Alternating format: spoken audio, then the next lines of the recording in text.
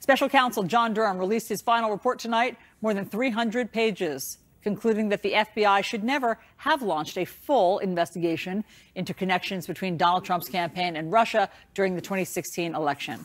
But no recommendations for any new charges or wholesale changes in how the FBI handles politically charged investigations. So Jessica's here with that story, but also, as we said, Evan Perez. I'll read you just a part of what the report says. It says that based on the review of Crossfire Hurricane and related intelligence activities, we conclude that the Justice Department and FBI failed to uphold their important mission of strict fidelity to the law in connection with certain events and activities described in this report. He goes on to say that, the FBI discounted or willfully ignored material information that did not support the narrative of a collusive relationship between Trump and Russia. A lot of criticism again for the FBI, but I'll just through some numbers here at you. 6 million pages is what he said he went through. There were 480 interviews, 190 grand jury subpoenas. He spent a lot of time on this investigation, and there's not much to show for it. Evan, there was also this 2019 report from the DOJ Inspector General. Right. That had other findings. It found that the FBI investigation was justified and unbiased. So how does that report square with the new one? Yeah, look, there's a lot of differences between the two reports, but we'll highlight just one of them here. One of them has to do with Lisa Page, who was a former FBI lawyer, and Peter Strzok, who was leading counterintelligence activities there at the FBI. In the Durham report, he says that Peter Strzok and Lisa Page were directly involved in matters relating to opening Crossfire Hurricane. And then, of course, if you compare that to what the Horowitz report says, he says that Lisa Page attended some of the discussions regarding opening of this investigation. She did not play a role in the decision to open Crossfire Hurricane or the 4 individual investigations.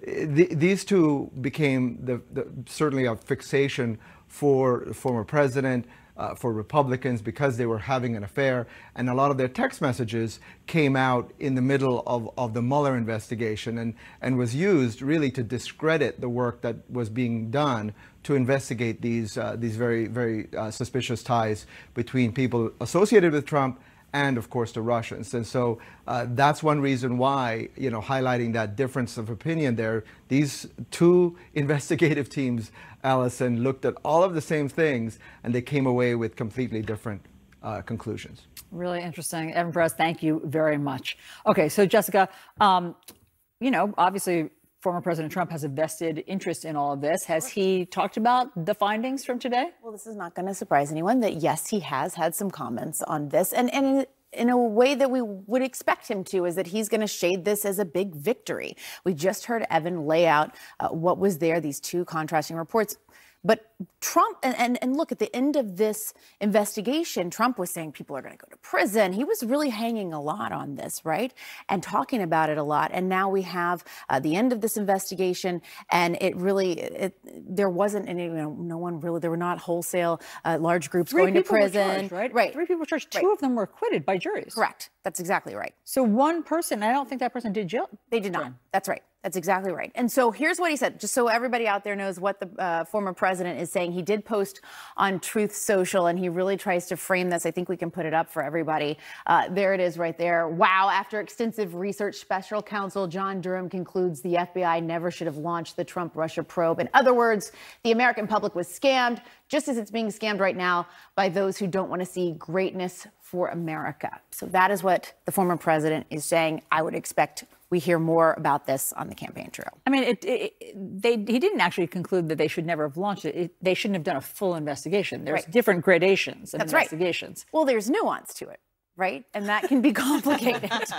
Well, nuance can be hard for people. The one thing that strikes me with this, though, is whenever you do, these types of investigations, I think all of us reading are waiting for this big, whether it's, a recommendation of charges, whether it's a recommendation of, sure, maybe you shouldn't have launched a full-scale investigation, but here's what you should have done differently. It doesn't seem like there's any full-scale changing of the FBI that's recommended, or obviously no indictments recommended. So what does this report actually do, as outside of just a slap on the on the wrist. I think that's such a great point. Yeah. And it really comes down to Congress and his allies in the House that really want to push this, right, and use it.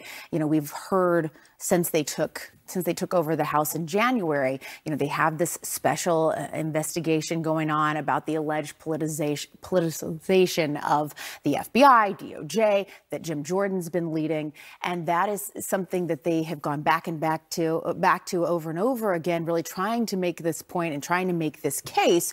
And of course, this was really kind of a present of sorts for Jim Jordan and his committee.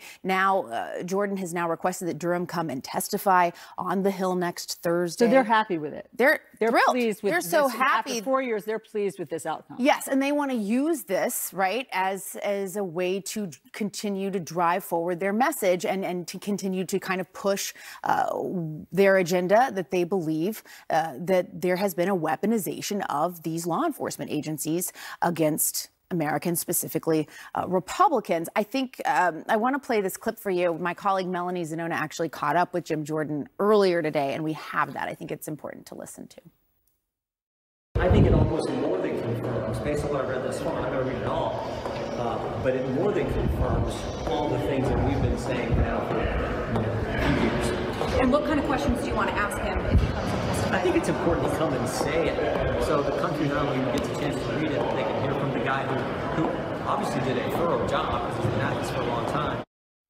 And again, you hear Jim Jordan there saying this confirms everything we've been trying to say. So again, really politicizing this report and using it to further the agenda of that investigative committee. And so it remains to be seen if Durham will actually come and testify next week. But Jordan has requested that in addition to coming, that he be prepared to answer questions from various members on that committee, and also to kind of give a short, concise report on the report, essentially, and walk them through all of it. And it's worth noting, too, that we are hearing from other House GOP members that are now calling for consequences for the FBI.